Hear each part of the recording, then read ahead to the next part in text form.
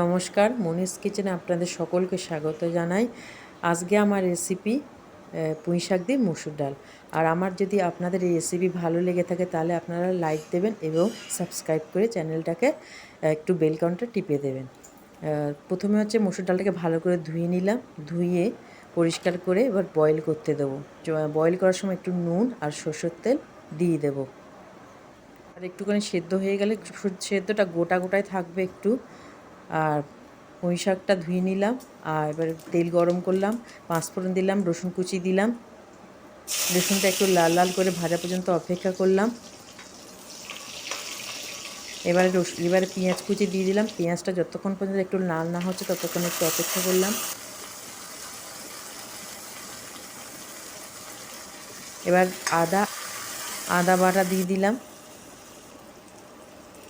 আর এবার টমেটো কুচি দিলাম। টমেটোটা গলা পর্যন্ত একটু অপেক্ষা করলাম। আর তার সাথে যাতে নুন দিলাম, যাতে ভালো করে টমেটোটা গলে যায়। এবার হলুদ গুঁড়ো, লঙ্কার গুঁড়ো, জিরে গুঁড়ো, ধনে গুঁড়ো দিয়ে দিলাম। আর সামান্য একটু জল দিয়ে এটাকে ভালো করে কষিয়ে নিলাম। আর যতক্ষণ পর্যন্ত তেল না ছাড়ছে ততক্ষণ পর্যন্ত মশলাটা কষানো। তেল ছড়ানো হয়ে গেল। এবার পুঁই শাকগুলো দিয়ে দিলাম। পুঁই শাকগুলোকে ভালো করে মশলার সাথে কষিয়ে ফেললাম। একটু পুঁই শাকগুলো নরম হওয়া পর্যন্ত অপেক্ষা করলাম। নরম হয়ে গেছে। এখন আমি সেদ্ধ মুসুর ডালটা দিয়ে দিলাম। গোটা থাকবে কিন্তু, বেশি সেদ্ধ না মুসুর ডালটা। এবার মিক্স করে নিলাম সমস্ত কিছু মশলার সঙ্গে, পুঁই শাকের সাথে। আর সামান্য একটু জল দিলাম।